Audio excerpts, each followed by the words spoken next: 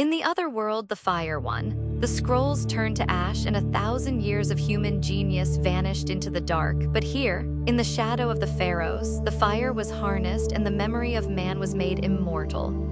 Theory 13 was the end of forgetting. The library didn't just store books, it became a living canon. By 400 AD, every play by Sophocles, every calculation by Archimedes, and every poem from the Indus Valley had been etched into the ether discs.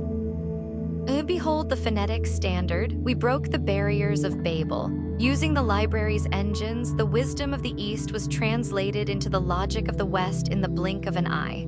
For the first time, humanity spoke with one voice because we shared one mind. This is the total literacy mandate. There are no uneducated masses in the empire. From the steamwright in the Gallic mines to the navigator on the Red Sea, every citizen is a child of the library.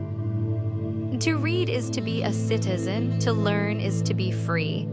Look at the branch archives. No matter how far the empire expands, the library follows. A legionnaire in the deep Sahara can request the latest astronomical charts from Alexandria and receive a micro-engraved copy before the moon rises. Knowledge isn't a privilege here, it's the air we breathe. But the canon isn't just a record of the past, it's the engine of the future. By preserving the lost maps of the Phoenicians and the star charts of the Babylonians, we didn't just remember where we came from. We saw exactly where we were going. Across the Western Ocean, a new world waits. We don't go there as conquerors of land, but as seekers of truth. Because in a world where nothing is lost, every new discovery is a verse in an eternal epic. In the Alexandria Survives timeline, Theory 13 refers to the universal preservation and the living canon. In our history, we lost an estimated 90% of ancient Greek and Roman literature. Of the 120 plays written by Sophocles, only 7 survive. In the Alexandria timeline, the library didn't just survive, it became a global information engine that fundamentally altered the human psyche.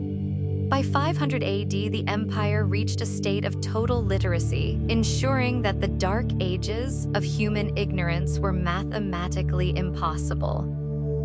1. The Great Ingathering, 300–400 AD. In the Alexandria Survives timeline, the Great Ingathering was a century-long state-sponsored intelligence operation. It transformed the library from a passive storehouse into a dynamic global processing unit. While our timelines suffered the Great Forgetting, the Ingathering ensured that the intellectual capital of the ancient world was not only saved but weaponized for progress. 1. The Lex Navalis, the Law of the Sea. In 310 AD, the library was granted imperial customs authority. Every merchant vessel entering a major port, be it Alexandria, Rome, Carthage, or Londinium, was subject to an information audit. The search library questers boarded ships to search for any scroll, map, or codex not present in the master index. The transcription originals were taken to the local branch library. Using Theory 1's steam-powered printing presses, a perfect copy was made within 48 hours. The return owners were given a high-quality copy and a library seal of authenticity, while the originals were sent to the climate-controlled eternal vaults beneath the pharaohs. 2. The ethocensus of knowledge. The influx of data required a new way to organize reality. By 330 AD, the library abandoned simple alphabetical lists for the first multi-dimensional taxonomy. The node system, using early difference engines Theory 6, books were categorized by concept nodes. A text on Persian irrigation was cross-linked to hydraulic physics, soil chemistry, and agricultural law. The redundancy, no idea was left in one place. Every text was duplicated and sent to 3 shadow libraries hidden in the Alps, the Atlas Mountains, and the Hindu Kush to ensure that no single war or fire could ever delete a branch of human knowledge. 3. The Archimedes recovery, 350 AD. The most critical achievement of the ingathering was the recovery and restoration of the method of mechanical theorems by Archimedes. The restoration, in our timeline, this work was nearly lost to history, overwritten by prayer chants. In the Alexandria timeline, it was identified as the Holy Grail of physics. The leap. This text contained the foundations of infinitesimal calculus. By making this common knowledge among the Imperial Engineering Corps in 350 AD, the Empire was able to calculate the complex curves needed for high-pressure steam boilers and parabolic mirrors, Theory 12, a full millennium early. For the epistemic mapping of the East, the ingathering didn't just look west. Special scholar legions were sent along the Silk Road to the Gupta Empire in India and the Han remnants in China. The acquisition, they brought back the concept of zero, early decimal systems, and high-altitude navigation charts. The synthesis, the library synthesized Greek geometry with Indian algebra. This hybrid math became the language of the Antikythera intelligence, Theory 8, creating a mathematical system far more powerful than either culture had produced alone. 5. In transition to the Glass Archive, 390 AD, by the end of the 4th century, the library realized that papyrus and vellum were too fragile for an immortal empire. The tech, using the glass forge Theory 12.1, they began the Great Transcription. The Ethodisk scribes used microscopic light etching to reduce a 100-foot scroll onto a single 4-inch glass disc.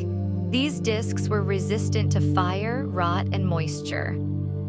The result, the entire written history of the world was condensed into a master vault that could fit inside a single room but was accessible across the empire via optical telegraph Theory 12.4. The final result of the Great Ingathering by 400 AD, the Great Ingathering had achieved information critical mass, 1-0 loss civilization. For the first time, human progress became incremental and non-volatile.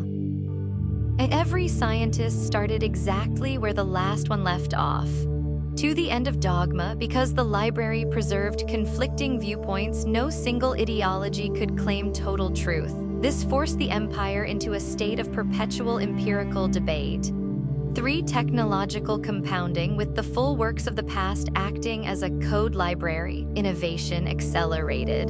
The discovery of the Americas and the moon weren't if questions anymore, they were simply when. 2. The phonetic standard, Theory 9 integration. 1. The logo standard, script. The library didn't just invent a new language, they invented a universal notation. The script, drawing from Theory 9 acoustic phonetics, scholars developed a 36-character alphabet where each symbol represented a distinct universal human sound. Mathematical precision, the script was designed to be machine-readable by the difference engines, Theory 6. Each character had a specific geometric weight, allowing the engines to sort and search handwritten text.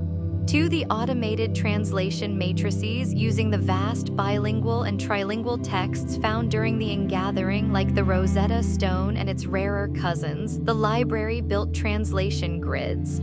The process, a Sanskrit text on metallurgy, would be fed into a steam-powered lexicon engine. The engine would map the grammatical structures to the logo standard. The result, within a generation, the language barrier was effectively lowered. A student in Londinium could read a treatise from the Han remnants in China without needing a translator. 3. The democratization of technical knowledge. In our timeline, knowledge was hidden behind elite languages like Latin or Mandarin. The phonetic standard broke this monopoly. The plain-speak mandate, the library required all scientific breakthroughs to be published in the phonetic standard. A worker literacy, because the script was purely phonetic, meaning if you could say the word, you could read and write it, the literacy rate of the empire's labor force jumped from 15% to 80% in just 40 years. The result, the person fixing the steam valve now understood the physics of the steam valve. This led to a bottom-up explosion of grassroots innovation. For the semantic link, early hypertext, with a unified script, the library could create the first cross-document citations. The tagging every micro-engraved glass disk theory 12.1 used marginal glyphs that pointed to related concepts in other disks. The research flow, a scholar researching optics would find a phonetic tag leading them to crystalline minerals and another to atmospheric refraction. This was the analog precursor to the Etherlink Internet. The final result of Phase 2, by 450 AD, the phonetic standard had created a single cognitive zone. One imperial cohesion, the ethnic and cultural tensions of the empire were softened by a shared intellectual language. You weren't just a Goth or a Roman, you were a citizen of the Logos.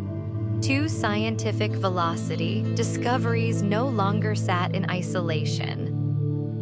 A breakthrough in Indian mathematics was applied to Roman bridge building within months. 3. Cultural immortality, by converting all ancient wisdom into a standardized machine-readable format, the library ensured that these ideas would never become dead languages again. 3. The polymath educational tier. With the great ingathering complete and a phonetic standard established, the empire realized that the bottleneck was no longer information, but human processing power. In 440 AD, the library moved from archiving books to upgrading the human mind. They replaced the old rote learning of the ancient world with a system designed to produce a civilization of geniuses. 1. The trivium of the new age. The Imperial Ministry of Education, headquartered in the library, scrapped the traditional focus on rhetoric and poetry for a three-pillared system. Logic, the core, deep immersion in Euclidean geometry and Boolean-style logic. The students were taught to think in if-then statements to prepare them for interacting with Antikythera intelligence, Theory 8. Mechanics, the muscle, hands-on engineering. To graduate, every 12-year-old had to successfully assemble, tune, and calculate the pressure tolerances of a small-scale passive steam governor. Ethics, the soul, the study of the full canon, Theory 13. The students debated the moral dilemmas of ancient plays and modern imperial laws, ensuring that their technical power was guided by philosophical weight. 2. The branch schools and the mirror lectures education was no longer reserved for the sons of senators. The network, every village with an optical telegraph tower, Theory 12.4, became a classroom. The projection, using high-intensity light and parabolic lenses, the library broadcasted lectures from Alexandria's greatest minds onto large white plaster walls in distant provinces. The result, a child in the snowy mountains of Germania received the exact same scientific foundation as the son of an Alexandrian high priest. 3. The synthesis exam. At age 18, students underwent the synthesis. Unlike our modern multiple-choice tests, this was a week-long trial. The challenge, a student might be given a broken steam pump, a cryptic Sanskrit poem, and a set of astronomical data. They had to fix the pump, translate the poem into the Logos standard, and use the stars to calculate the pump's latitude. The goal, this created polymaths, individuals who didn't see boundaries between art, science, and labor. 4. The continuous lifelong link. Graduation wasn't the end. Every citizen was issued a personal Ethidisc portfolio. The record, this glass disc tracked a citizen's research, inventions, and contributions to the Great Debate. The peer review, using the Etherlink Theory 7, citizens could submit new ideas directly to the library. If the idea was verified, the citizens' social standing increased, granting them more access to the library's restricted deep research vaults. The final result of Phase 3, by 480 AD, the polymath tier had fundamentally altered the human species. 1. The death of specialization. The empire didn't have scientists versus mechanics. They had intellectual laborers who could both write a symphony and design a steam turbine. 2. Technological resilience. If a city's leadership was lost, any 100 citizens had the combined knowledge to rebuild the infrastructure from scratch. 3. The innovation explosion. With millions of minds thinking in synchronized logic, the timeline for discovery collapsed. The work of 10 generations was now being done in one. 4. The continuous record, the real-time history. By the mid-5th century, the Library of Alexandria stopped being a museum of what happened and became a monitor of what is happening. Leveraging the optical telegraph theory 12.4 and the phonetic standard theory 13.2, the library created a real-time global ledger of human activity. This was the birth of the information state. 1. The daily influx, the first data feed. Every morning, the mirror stations at the Pharos received light binary bursts from across the 3 continents. The data, these weren't just messages, they were standardized reports on crop yields, barometric pressure, seismic activity in the Mediterranean, and local technological hacks developed by provincial polymaths. The processing, a fleet of Antikythera intelligence units, Theory 8, sorted this data, looking for patterns that no human eye could see, such as a drought moving across the Sahel or a slight increase in copper prices in Britain. 2. The living encyclopedia, the 5th century wiki. The library maintained a master set of glass etherdiscs that were updated daily. The dynamic edit. If a navigator in the Indian Ocean discovered a new reef, that coordinate was updated in the navigational Canon within hours. The broadcast. Once the master set was updated, the changes were flashed back out across the telegraph network. Every branch library would then etch the new data onto their local sets. The result, for the first time in history, a person in a remote village had access to the exact same up-to-the-minute information as the emperor in Alexandria. 3. The material ledger, zero-waste tracking. The continuous record allowed the empire to implement Theory 11's closed-loop economy. The tracking every ton of crystal steel produced in a solar forge, Theory 12.5, was assigned a unique logos ID. The life cycle, the library tracked where that steel went, how it was used, and when it was recycled. This prevented the resource exhaustion that plagued our industrial revolution. The empire knew exactly how many atoms of iron they had at any given moment. For the Great Debate, archive politics was no longer a matter of backroom deals. The public forum, major philosophical and legal debates were transcribed phonetically and added to the continuous record. The collective intelligence. Any citizen could submit a commentary via their local mirror station. If a baker in Gaul had a better way to organize grain distribution, his logic was preserved and studied by the central planners. This turned the entire population into a massive, decentralized think tank. The final result of Phase 4, by 500 AD, the continuous record had achieved global awareness. 1. Prediction over reaction. The empire could see a famine or a financial crisis coming months in advance by analyzing the data trends, allowing them to redirect steam fleets and resources before a disaster struck. To the end of isolation, the psychological loneliness of the ancient world vanished. To be a human was to be a node in a vibrant, glowing web of shared consciousness. 3. The foundation for the bridge. This level of data mapping was the only reason the transatlantic steam bridge, Theory 14, succeeded. The empire didn't just sail west, they mapped the Atlantic's atmospheric pulse for years before the first ship ever left the dock. 5. The literary catalyst for exploration. In our history, the age of discovery was driven by greed for gold and spices. In the Alexandria timeline, it was driven by the full canon. The preservation of every ancient text meant that the myths of the past weren't just stories. They were data points and moral blueprints. 1. The lost charts of the Phoenicians.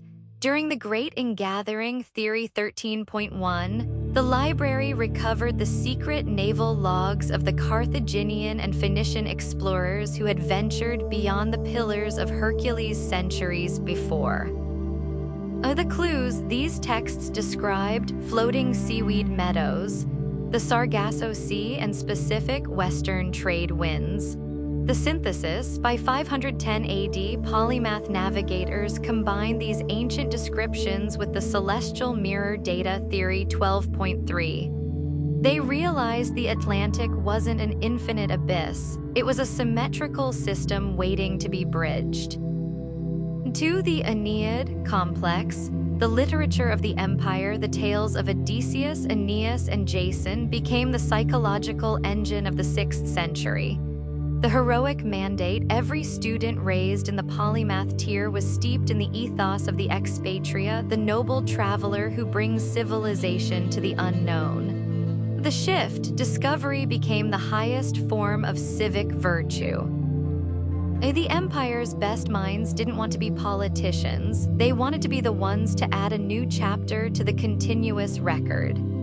3. Calculating the Antipodes. Ancient Greek philosophers like Crates of Malice had theorized that for the Earth to be balanced, there must be other continents in the southern and western shadows.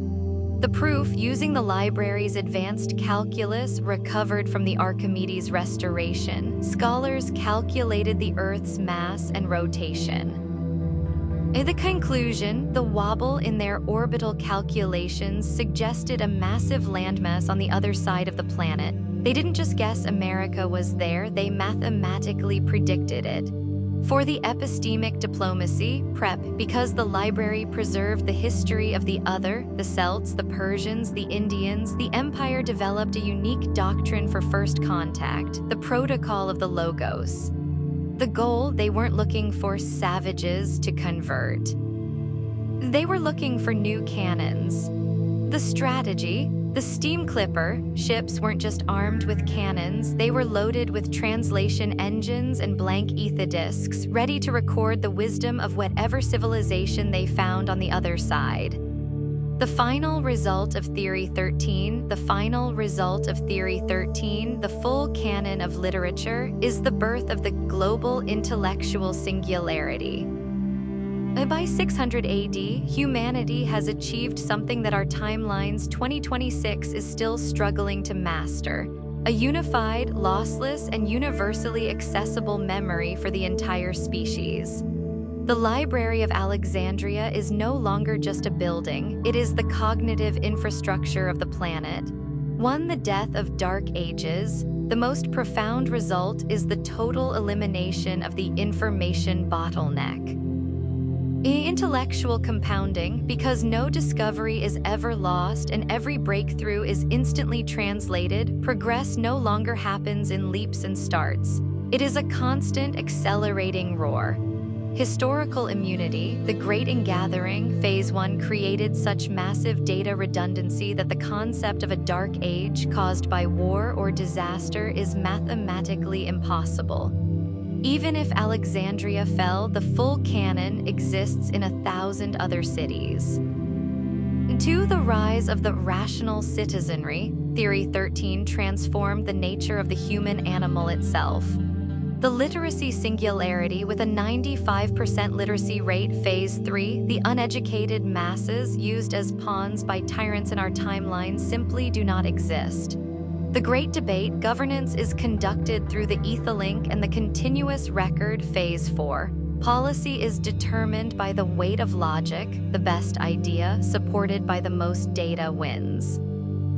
3. The discovery mindset, the literary catalyst. Phase 5 turned every citizen into a potential explorer. Myth as map, the empire views the unknown not as a place of terror, but as a missing chapter of the canon. The transatlantic success: when the first steamships reach the Americas, they don't arrive as desperate conquerors, they arrive as documentarians. They see the Maya and the Aztecs not as enemies, but as unindexed knowledge to be added to the record.